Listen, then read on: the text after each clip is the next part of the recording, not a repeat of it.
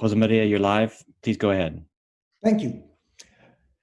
Hello, friends. My name is José María Figueres. I am the co-founder of Ocean Unite, and I have the very distinctive pleasure of being your moderator for this session that has to do with actions leading to restoring the ocean's life, the ocean's good health. I want to begin by welcoming you all to the virtual Ocean Dialogues, hosted by the Friends of Ocean Action and the World Economic Forum. This is the first ever completely virtual global ocean event. The dialogues are bringing together leaders from business, from governments, from civil society, and from the scientific community from around the world. They have been created for the purpose of broadening and sharing understanding, scaling innovations and solutions with a view to accelerating the benefits for the ocean worldwide. The outcomes from the virtual ocean dialogues will be presented to the hosts and organizers of the UN Ocean Conference that will be held in due course in Lisbon, Portugal. Friends, this was going to be a terrific year for the ocean.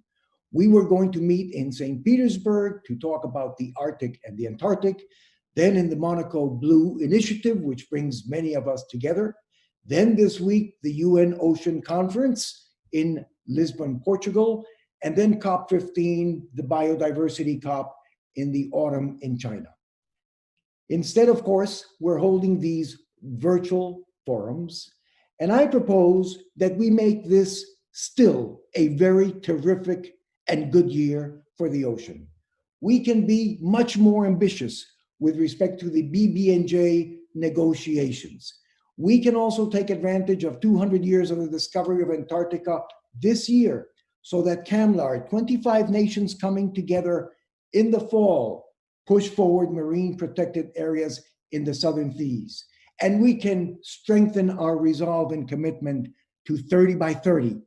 The SDG number 14, the Oceans SDG objective of declaring MPAs for 30% of the ocean by 2030. So to lead us off in this discussion, I would like to call on someone who we all know and respect. He organized the first UN conference 3 years ago. He organized the one that we were going to be holding in Lisbon. He has been very much at the center stage of getting together the Friends of Ocean Action, and he is our UN Secretary General's Special Envoy for the Ocean. Peter Thomson. Peter, welcome, my friend. The floor is yours.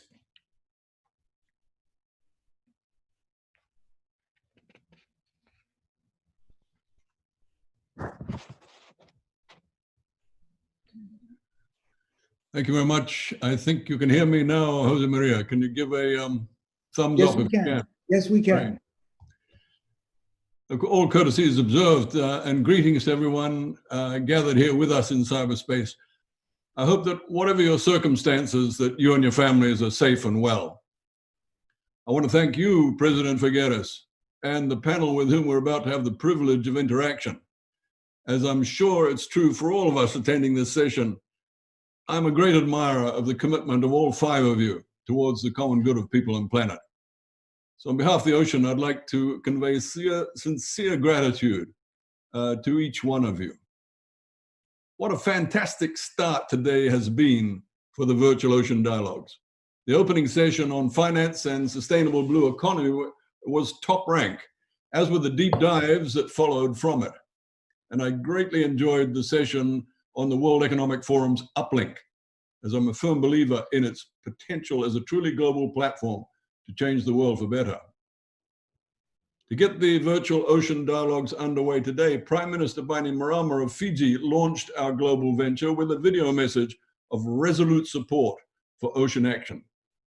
As a Fijian, I was mightily proud to hear the Prime Minister's message of vigilance and no backsliding in implementation of internationally agreed measures to conserve and sustainably use the ocean's resources. It is true that the super year for the ocean has been disrupted by the coronavirus pandemic. All the great environmental conferences, as you mentioned, José María, they have been postponed. The one for biodiversity, the one for climate change, the one for the ocean. But it's no more than that. They're just postponements. The conferences will be held as soon as conditions allow, and we'll gather at them in real and virtual format to deliberate. For we remain resolutely committed to the multilateral process aimed at securing a sustainable way of life on this planet. In the meantime, we've got a responsibility to maintain the momentum on ocean action, and we're required to meet the targets set by international agreement. Many of those targets will be addressed in this week's dialogues. I have no doubt that when we do meet in the beautiful harbor city of Lisbon for the UN Ocean Conference, dates to be announced in due course, this week's dialogues will be seen as a major contributor to the success of the conference. I say so because these dialogues are designed and driven in the direction of innovative solutions. And it is these, backed by comprehensive ocean science, that will deliver SDG 14's attainment. Ladies and gentlemen, we all know that governments and corporations are facing very difficult decisions at this time of planning and managing the economic recovery from the coronavirus pandemic. We must face the fact that prolonged global economic slowdown runs an associated risk of reduced commitment to climate action. Such reduction cannot be allowed to happen, and surely by now everybody knows the existential reasons why that is so. It may be tough for decision makers and breadwinners to think long-term when the short-term exigencies of crisis and supply management are priority. But this is the time when decisions on massive financial commitments are entrained. And before the seal is set upon them, we have to ensure that the consequences of taking a low road back to the global warming, fossil fuel dependent, plastic polluting world that we knew are understood and avoided. In the name of our children, we must urge governments, development banks, agencies, and corporations to think of our long-term responsibilities and invest now in clean, blue-green infrastructure for a better future for us all.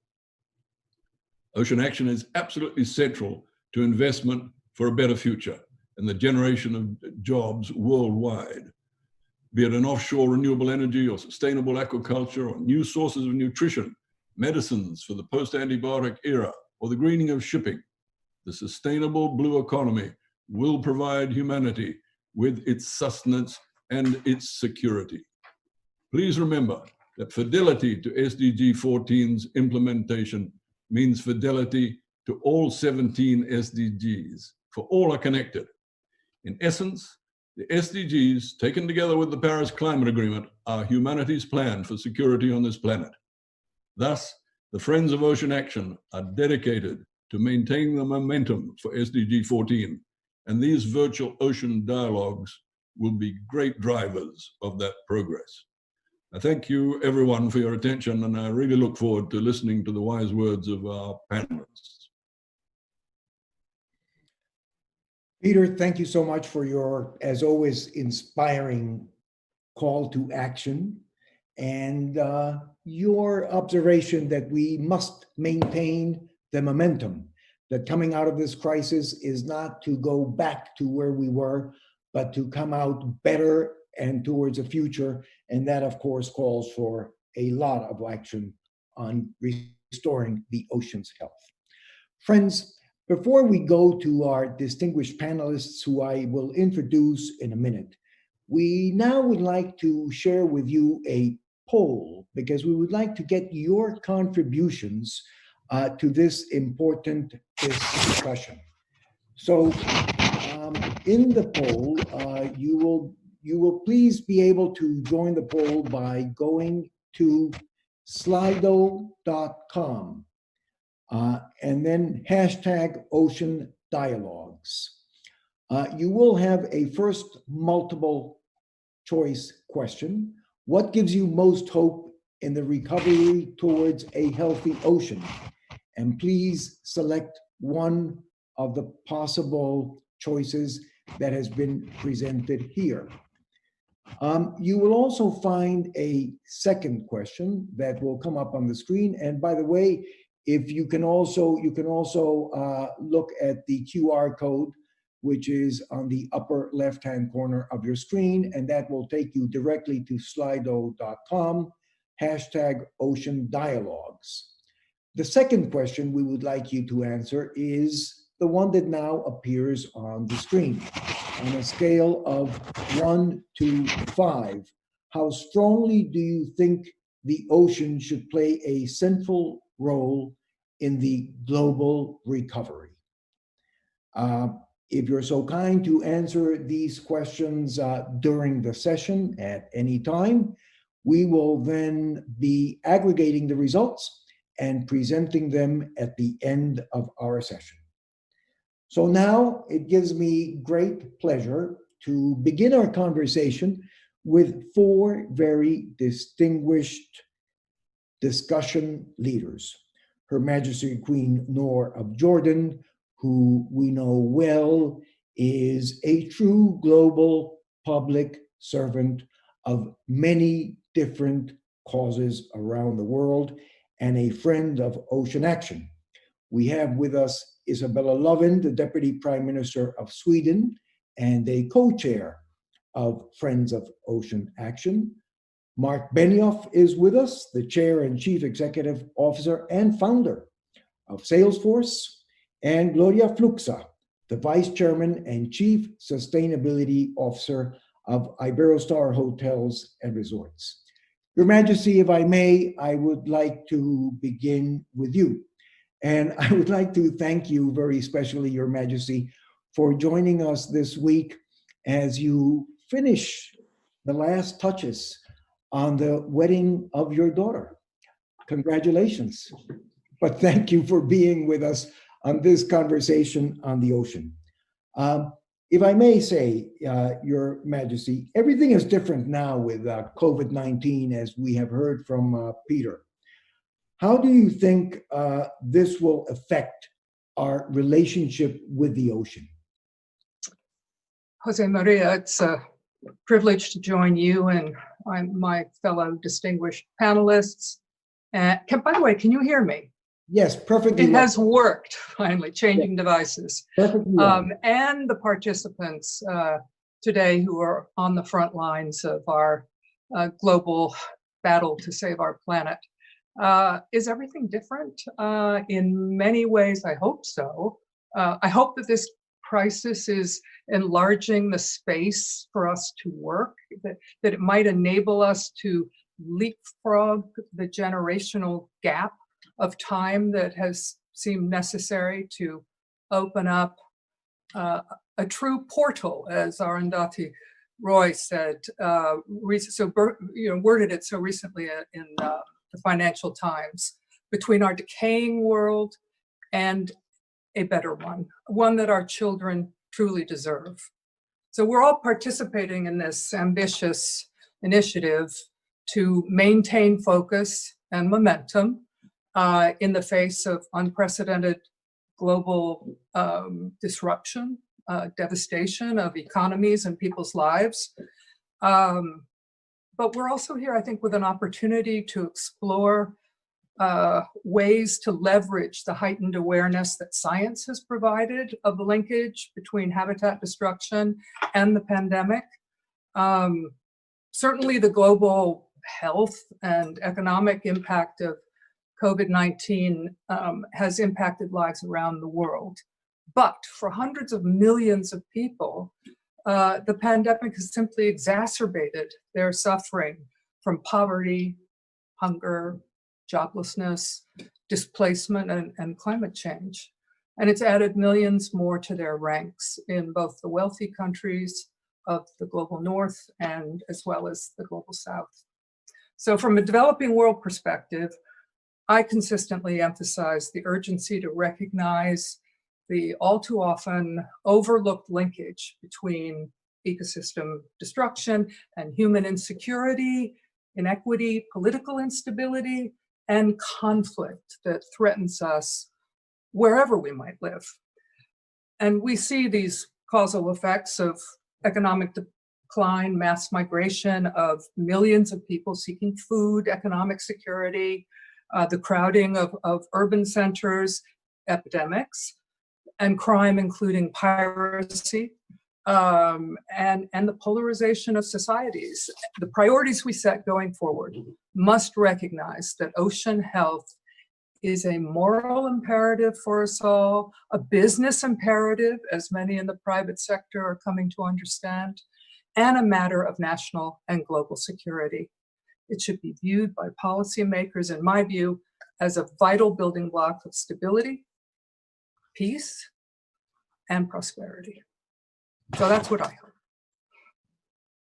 Your Majesty, thank you for your comments. And if I may, thank you for making the linkages between the different silos. Thank you for putting this in the perspective of linking the science, what the science tells us, with our ecosystems and poverty and conflict. One of the challenges that we have faced in the past is, of course, that we think in silos, and these are systemic challenges that require a holistic view and a systemic response. And to begin our conversation here, I very much appreciate the fact that you have taken the ocean and its good health out of that silo and put it in the perspective of the broader framework in which we have to work. If we have some time, I would like to come back to you later, Your Majesty, with a second question. But let me now then turn to you, Isabella. The pandemic has, of course, profound impacts on just about every aspect of our lives. And I wanted to ask you what actions governments should be taking when we are coming out of this and restarting to stimulate our national economies to make sure that the economic growth that we all wish to have, the creation of jobs that we need, is not at the expense of natural systems and particularly at the expense of the ocean. Well, thank you, José María, and your excellencies, and or dear colleagues, and dear everyone that has joined us here online for this extremely important dialogue. And I'm so happy that we're able to have this at this very, very strange moment in human history. But we still have to focus on what is important. We have an ocean crisis, we still have a climate crisis, and now we also have the corona crisis. And this has really had a devastating impact on livelihoods, on people's health, on the economy of people all around the globe. And your question, what are we going to focus on to get out of this crisis? And the answer is very simple. We already have the objectives and the roadmap that we need to still follow. And the name of that, well, we all know it, Agenda 2030, with the 17 Sustainable Development Goals. We need to stick to that because nothing fundamentally has changed due to the corona crisis. On the opposite, just as Her Highness was saying, we see the effects of what we're doing to the ecosystems, how we're treating animals, how this pandemic has been able to spread due to unsustainable use of our natural resources. And we also understand from the beginning, and this was the unanimous voice of all people in 2015, that we need to have both social, economic, and ecological sustainability if we're going to avoid disasters. And we are really on the brink of some very, very serious disasters, and we all see them. We know that if we don't stop overfishing and the overexploitation of our seas, we will have more plastic than fish in the ocean by 2050. We've all heard this so many times now, maybe we're not hearing it. But that is really what is happening if we don't take decisive action. And we need to really bring forward the strong narrative that making a sustainable, green, and also blue recovery will provide livelihoods will make the future much more secure and safe for our children, but also for this generation. And we don't have any time to lose now. We have to really use this opportunity. Well, someone says, you know, the old phrase that never waste a good crisis. So, well, we're in a crisis now, but we have the possibility to use all the billions in the recovery funds in Sweden, in the EU, by the IMF, by the World Bank, to really use them as a leverage to create a more sustainable future. And what we need to focus on is, for instance, the circular economy, to use the waste material as the valuable resource that it really is. And while doing that, we will also prevent all this plastic, all this pollution from ending up in our ocean. Now, you know, these plastic bottles are not worth anything, but they could be recycled, they could be used in a circular economy. The phosphorus that is being wasted, the virgin phosphor that comes from some very, very few mines in the world, is contributing to the eutrophication of our oceans, while we could recirculate them, for instance. And this is a sustainable economy that will provide new jobs, more secure jobs. We must go away from the buy and use and throw away economy to a recycling economy.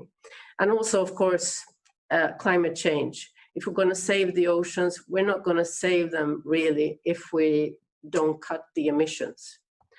The acidification of our ocean, the warming that is due to global warming, and the absorption capacity of our ocean when it comes to CO2 absorption is almost limited. And we're getting to the point where we will see extremely serious consequences on the ecosystems. For instance, the coral reefs, we see the Great Barrier Reef is really suffering. So we need to cut emissions, and setting a price on carbon is one way of really getting out of the dependency of fossil fuels. So we really have the economic incentive of using renewable and clean energy and getting away from fossil fuels. Now, just one last word to say that the initiative of, sorry, yes, I lost the image there for a while. The initiative of Friends of Ocean Action has been instrumental in connecting the key global ocean actors for the joint objective of improving the state of our ocean. And I'd like to thank the Secretariat of Friends of Ocean Action at World Resource Institute and the World Economic Forum for all the really, really good work that you're doing. And with the regards to the super year of the environment of 2020, as you were mentioning, José María, I'd just like to make one final point, that we need multilateralism. We need it more than ever. It's really being threatened. We see now that some countries are not that keen on multilateral agreements or cooperation, but with the huge challenges that we have as a global community, we need multilateralism maybe more than ever. So I'm very, very grateful that we're able to have these virtual dialogues. And I'd also like to take the opportunity to say that soon it will be 50 years since the creation of the UN Environment Program. And the first ever environmental global conference on the environment was held in Stockholm in 1972. And Sweden is really keen to provide a platform for a 50th anniversary conference, hopefully to be held in Stockholm, and to really be able to address what we're talking about here, the social economic and environmental connectivities, and how we can really build a better world. But we will, of course, listen to what the world wants to discuss at this conference. Thank you. Isabella, thank you very much. Queen Noor drew a line bringing all of the different, what I call silos, all of the different challenges that the world is facing together with a holistic vision. And you provided an organizing principle to be able to solve them in terms of the Roadmap 2030 with the 17 SDGs, and very particularly SDG number 14 related to the ocean. And of course, as you well mentioned, the only way to be able to make true advancement on these issues is through multilateralism. Your country has been strong in defending multilateralism, and you have also been so generous with the world, with the developing world. I come from a developing nation. I want to thank Sweden for all you do to have this world be a much better place. Thank you so much. Marc, if I may come to you. Now, you are the CEO, the founder of a business that has absolutely no connection with the ocean. And yet you have become a global advocate, a global ocean champion. So how does that happen? Where does that come from? Well, thank you so much. You're right. You know, I'm not a scientist and I'm not a researcher. I'm not an ocean expert. I'm really just a simple businessman who loves the ocean. And, but when we say that Salesforce doesn't have a connection to the ocean, it would be like saying that none of us have a connection to the ocean. The reality is we're all deeply connected, not only to each other, but to the ocean and the planet as well, which is really the fundamental point of the multi-stakeholder dialogue that is happening today here, and that has happened through the World Economic Forum. It's one of the reasons that I have worked so hard to not only to found, but also to fund the Friends of Ocean Action, because I so strongly believe that it's dialogues like those that we're having today that will save the ocean, that will have back the ocean, that we must do this. We have no choice. I'm so pleased to see the ocean narrative escalate inside the World Economic Forum, but also inside the United Nations. I'm so grateful to Peter Thomson for his tremendous leadership and vision and direction. I'm also so grateful to Klaus Schwab for everything he's been doing for the ocean, especially now with the vision of Ocean Uplink, which Salesforce has also co-developed and helped also found, to help all of us continue this dialogue, to collaborate, communicate, create new ideas, to create innovation. This is so critical. You know, I've also been very inspired by our Benioff Ocean Initiative Center at the University of California, Santa Barbara. We have a tremendous researcher there, Doug McCauley. He's done so many amazing things. This year, he launched his artificial intelligence-based systems that detect whales and communicate with boats to redirect traffic, to reduce whale strikes. It's really a great example that so much innovation is happening in the world that we can use that innovation to impact our oceans. His research has really been very inspiring to me. First, you know, we thought, okay, the number one thing we're going to focus on is plastic in the ocean, that we can really have tactical ways to get the plastic out of the ocean. As it was mentioned, by 2050, it's forecasted there'll be more plastic in the ocean than fish. Well, who wants a plastic ocean? That nobody does.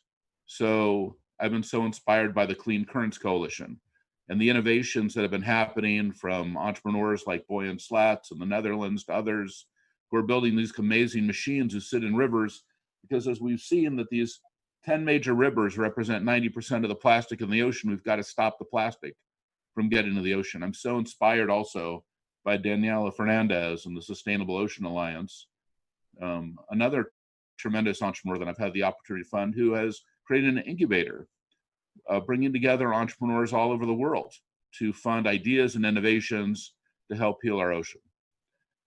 But I would say that when we do all of these things, perhaps Doug's number one research point that really inspired me was we must address the climate crisis if we're going to address the ocean.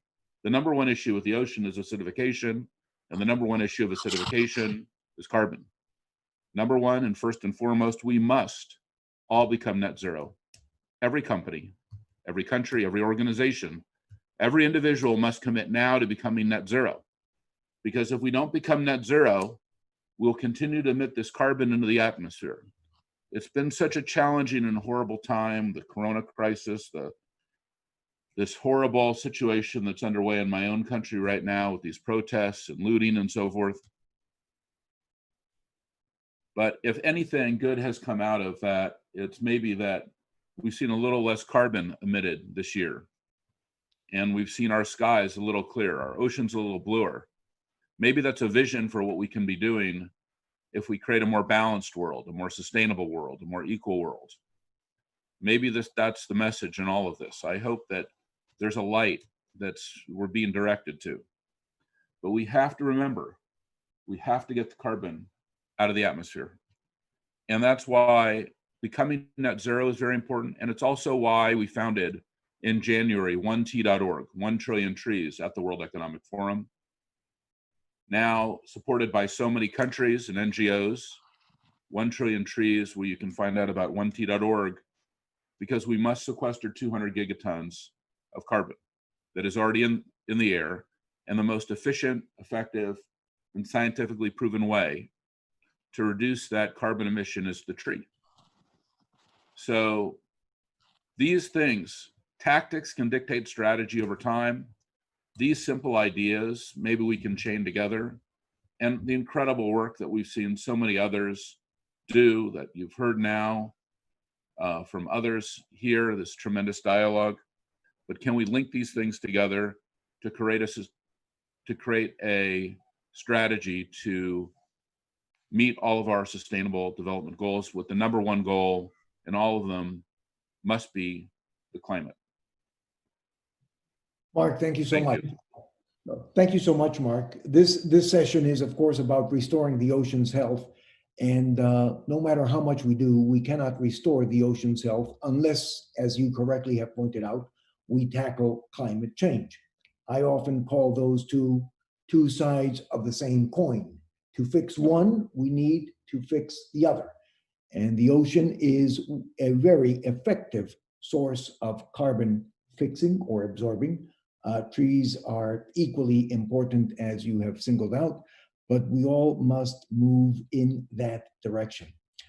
So thank you for your leadership, but particularly thank you for pointing out the role that entrepreneurs, who you have mentioned, are playing in their domains, in their spaces, wherever they can, as well as organizations such as a forum with 1 Trillion Trees, which is a fantastic initiative.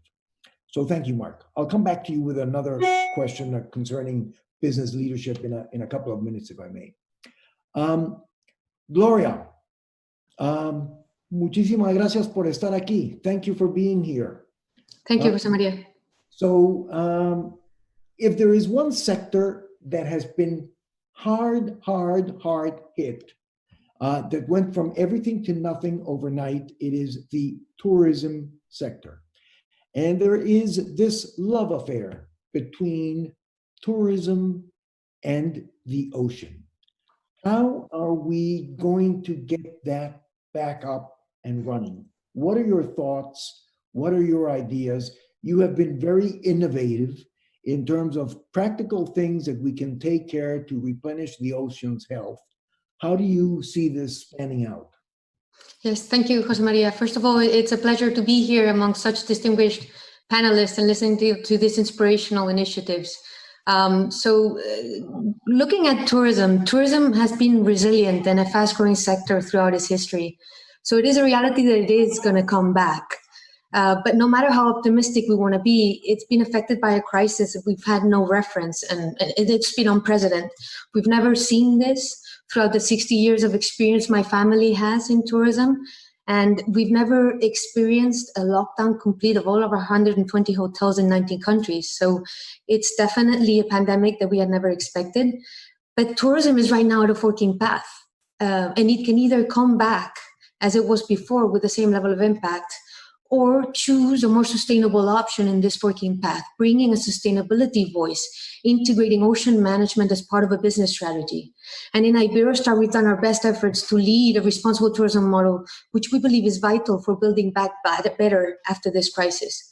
So if the sector, which I hope it does, chooses the second path, it is the first steps that we take right now, which are vital and very important for setting, because they set the tone. So the steps, again, we feel the sector should take have to have the three following characteristics: a long-term vision, they have to be science-based, and they have to consider their impact on the environment. So with the first characteristic, with the long-term vision, the first idea that pops to mind is the waste streams. If we look at the proper waste stream management that is required, it would be a pity that because of the hygiene and safety regulation that our sector is under right now, we would revert to a single-use model. So we have to continue fighting and considering an end of life of use of each product that is reintroduced, whether it is a mask, sanitary gloves, and still fight for a circularity approach, not jump back. It might seem far off to talk about waste, but 80% of our hotels, we cannot avoid it, are coastal and are at beachfront locations. So the pressure on the waste streams from the tourism sector is very important in order for it not to end up in the oceans. At Iberostar, we have already eliminated problematic plastic, and we continue fighting to be waste-free by 2025. Looking to the second feature of the steps that we feel the sector should take, we've constituted a medical advisory board of doctors. They've helped us constitute safety and hygiene protocols in front of this pandemic, but they help us make the right choices. In the case of chemicals, for example, to disinfect the locations where we operate in the hotels, they make the options, they put them on the table, but then according to a scientific approach, our sustainability office composed of scientists narrows down the options to the ones that are wiser and have a lesser impact on the environment. And science is key when you want to look at the initiatives you want to have towards the ocean. So in our movement Wave of Change, when we do reef restoration, we align it with biological goals. We have laboratories in our hotels in the Dominican Republic, Mexico, or now in the pipeline in Aruba. And we like to have pretty structures and entertainment to be educational, but we also look towards encouraging coastal protection, having scientific increase in biodiversity, and also biomass in the presence of reef restoration. And again, science helps prove one thing, which I think is very important as well for the bounce back, which is that tourism doesn't necessarily have to be contradictory with ecological health and coastal areas. So we've accomplished in Iberostar a long-term goal to have a strategy by 2030 of key indicators of ecological health that can prove that we can improve coastal regions where we operate. The third features of the steps is that one should consider at all times the impact on the environment. There's going to be lots of operational changes happening and very profound changes. They're not going to be simple changes such as those social distancing and using masks in a restaurant or a hotel. They go as deep as changing the way we serve food or we source food.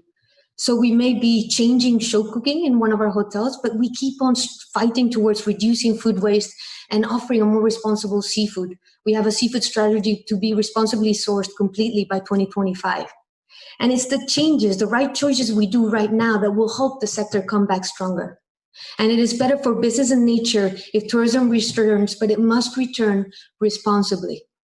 Let's not forget, if tourists come to the destinations, they would generate income for protection. And in our case, a destination like Mexico, if the activity increases again, we can expand our work on reef restoration. We can continue supporting and lifting local fisheries to have a better gastronomical experience. And I think that, fortunately enough, my sector or the tourism sector has a compelling argument to make a business case to integrate ocean management. And in Iberostar, we've done our best to prove this and will continue to do so. So I leave with a remark that tourism undoubtedly will return, but it must be brave and do so responsibly. Gloria, thank you so much. Inspiring words. A vision based on science, taking into consideration the impact on the environment, and bringing it all back together within a framework of responsibility. Thank you so much. You know, I think that the tourism industry needs you to hear your message loud and clear. It is full of optimism and full of practicality. You did mention waste streams and a circular economy. And a circular economy is something that Isabella brought up in her intervention a few minutes ago. So Isabella, I would like to come back to you, if I may, because you pointed out the need for multilateralism, the need for governments to rethink their policies in terms of circular economies and in terms of getting behind the 2030 roadmap with the 17 SDGs. How can ocean champions that are joining us on this program from around the world, how can they speak to their governments? How can they address them? How can they get them to move much faster, much further in the direction that you mentioned?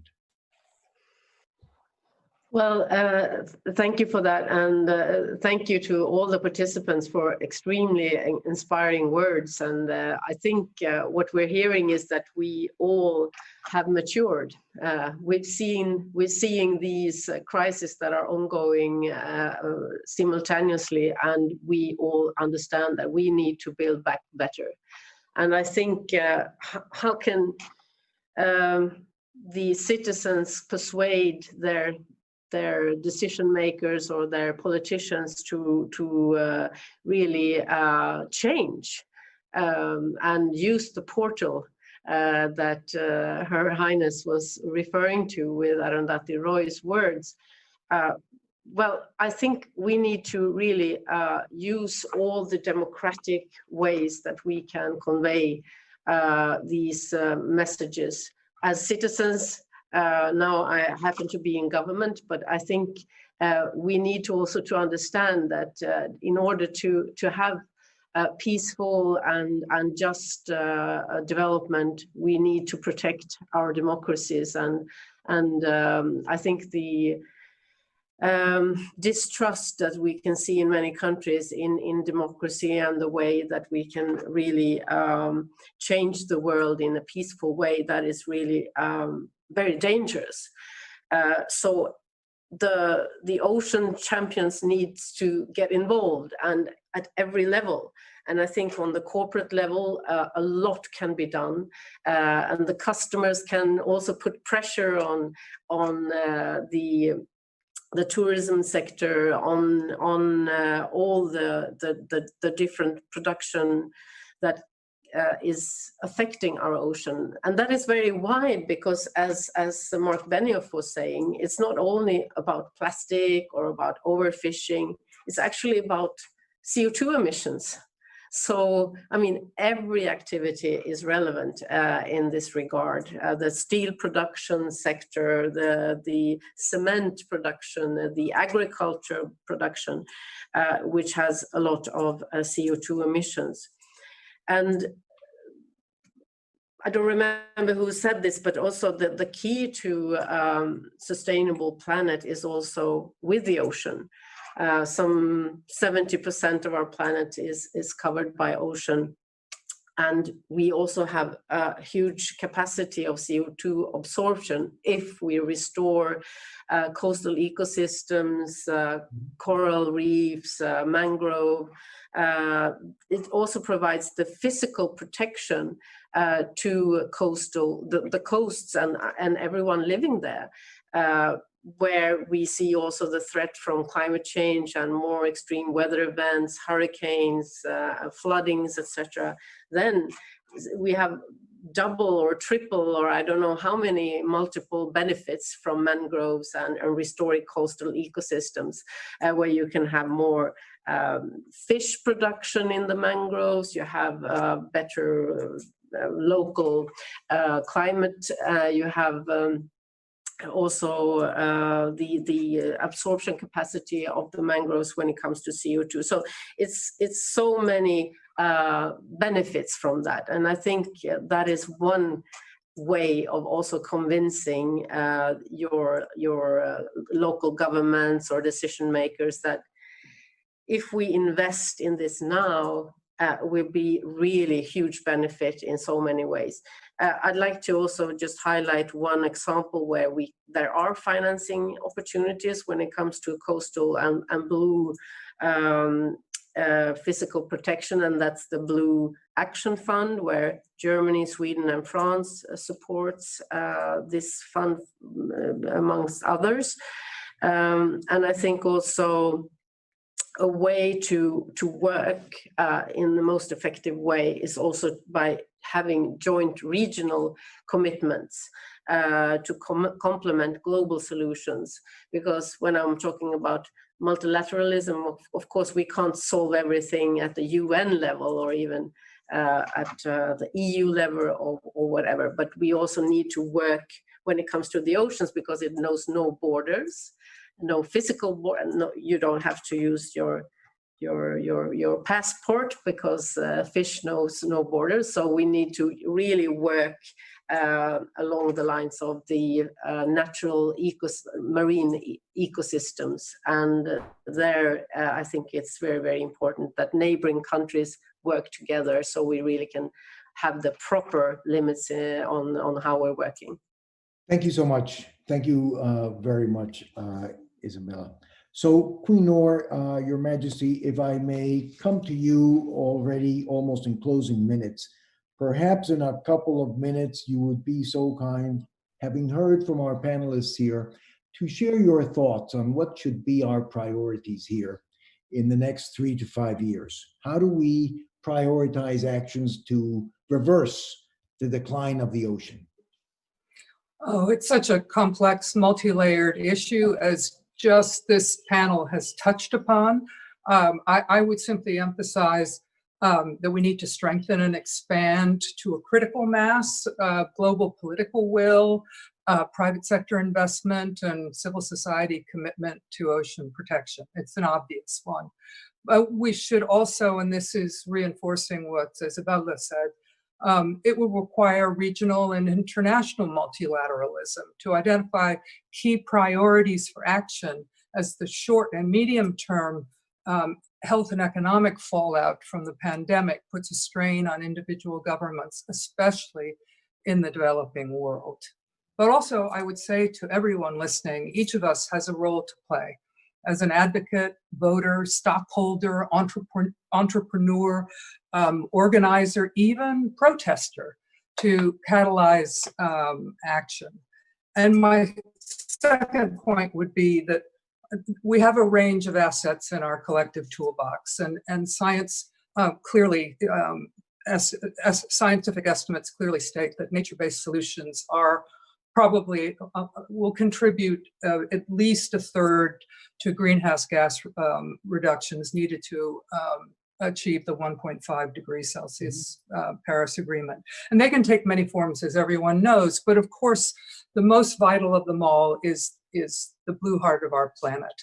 And time is running out for its wondrous natural resources, and that's why we have to intensify efforts to establish and expand marine protected areas, both within national jurisdiction and on the high seas as well, to increase protection and restoration as well of mangroves and coral reefs. And while much is known about coral reefs and the connection of their devastation to climate change, little is known outside our community about the cost-benefit analysis of both marine protected areas and also of mangroves. The immense value that each dollar invested can yield in many times the benefits through employment, coastal protection, and fisheries. And that mangroves, of course, are carbon scrubbers par excellence. They can store 3 to 4 times more than terrestrial forests. Marc Benioff, I hope you're hearing this. But the initiative, not to take away from the very important initiative announced at the World Economic Forum meeting, but little is known outside our community about the value that mangroves play in protecting us, our planet, as well as coastal storm impacts, et cetera. There is a sighting-looking session on Thursday previewing a global mangrove watch platform, which I hope people will watch. And there's several on marine protected areas, which I think should be very valuable. We have failed, I think, to effectively communicate to governments, private sector, and our fellow citizens on the overwhelming benefit cost value to individuals, communities, and future generations of nature-based solutions of the sort that I've just mentioned. So while degradation of nature clearly contributes to instability and insecurity, we should recognize that nature is also an ally on the road to peace. And nature-based solutions will succeed best when, as those in the field can attest, when based upon an understanding about how sustainable and fair use of natural resources can deliver large-scale benefits to everyone in every sector. Thank you. Thank you, Your Majesty. Thank you very much. Marc, I just saw you write on the chat to everyone's message saying, please commit to becoming a net zero organization and also join www.1trillion.org to help sequester 200 gigatons of carbon, one of the most effective things we can do to improve the ocean. Thank you. So in a couple of minutes, Marc, because we're running out of time, when you have this conversation with fellow CEOs, how do you influence them to join you in this crusade? Well, I think that it really gets back to what I said originally. You know, I have the opportunity now to speak at sustainability conferences. I'm not an expert in sustainability, but people will, I'll ask them, we'll go through the various dialogues and discussions and things they're doing. And then it'll get to the point where very much in this program right here. And I'll say, and maybe I'll be in front of a room of 100 or 200 people. And I'll say this simple thing, and I encourage all of you to do this. Please raise your hand if you are a net zero organization today. Raise your hand if you're already net zero or you have a date that you, your country, your organization, your company, yourself will be net zero. There is nothing greater that we can do for the ocean than becoming net zero.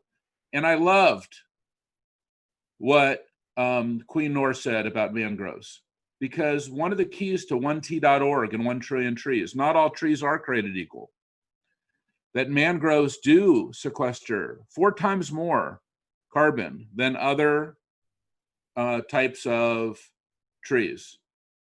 You know, the thing that's interesting about the world and how all of this kind of comes together is the ocean's doing a lot of heavy lifting on the carbon side.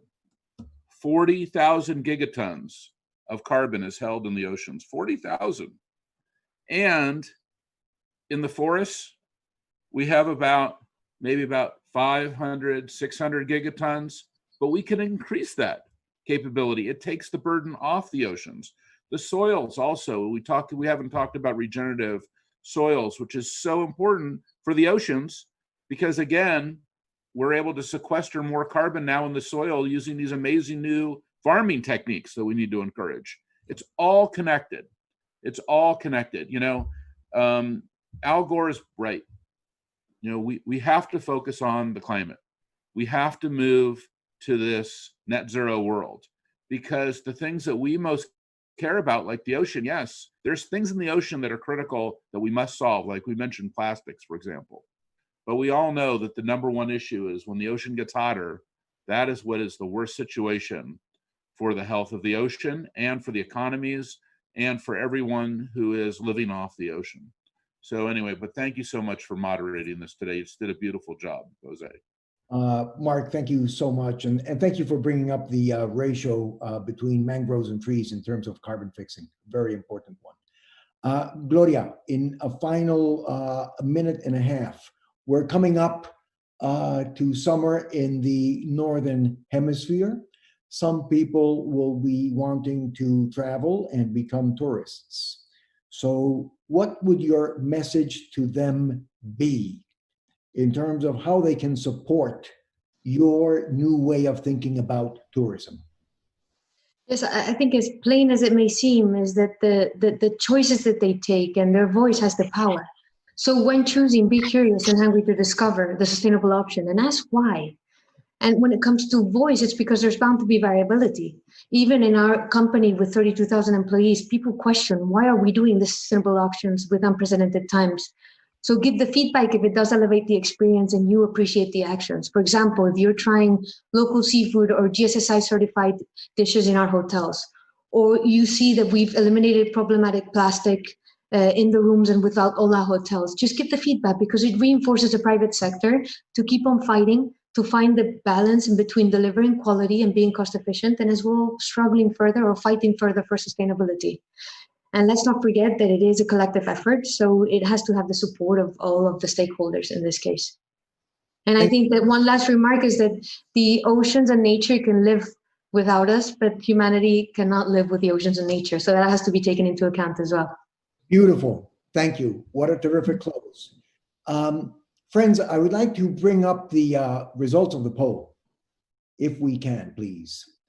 So the answers to the questions, what gives you most hope towards a recovery of a healthy ocean? Science and research, fantastic. Government action, what many of you have alluded to. We have to get up our responses in terms of the private sector engagement. I thought Marc's comments here were absolutely spot on in terms of having every business in the world become net zero with respect to carbon emissions. Let's look at the response to question number 2, please. On a scale of 1 to 5, how strongly do you think the ocean should play a role in the global recovery? So I can't see the bottom of my screen here, but I see an overwhelming support for 5. Fantastic. Thank you so much for having voted and for having participated in this session. We're coming to its close. I would like to begin by thanking our discussion leaders, not only for what you have so generously shared here this afternoon, but for your thought leadership in these areas and in these endeavors. We need that thought leadership to win this battle. The science has spoken with respect to climate change, net zero, as Marc mentioned. With respect to the ocean, 30 by 30. Let's get on and do it. The economics of 30 by 30 for the ocean are crystal clear. Conserving 30% would cost us approximately $225 billion, but the return would be between $500 and $900 billion. The biomass in the ocean would increase by 500%. That is a terrific return on investment in economic terms, but in societal terms as well. You know what we need to do? We need to get on with it, friends. Back in 1776 BC, the first Olympic truce was declared to stop all wars and allow all peoples to participate in the games. Today, 2020, and looking towards the future, we need a new Olympic truce. Stop all haggling. Become a multilateral world, as Isabella has mentioned, and push forward with the health of the ocean and our planet. Thank you, World Resources Institute. Thank you, Friends of Ocean Action. And thank you, World Economic Forum. On your 50th anniversary, you are holding the first ever global virtual forum on important issues for the future of humanity. And thank you all, friends, muchísimas gracias, for having joined us from far and from near in this discussion. Please join us as we move forward to other discussions towards the week. Thank you.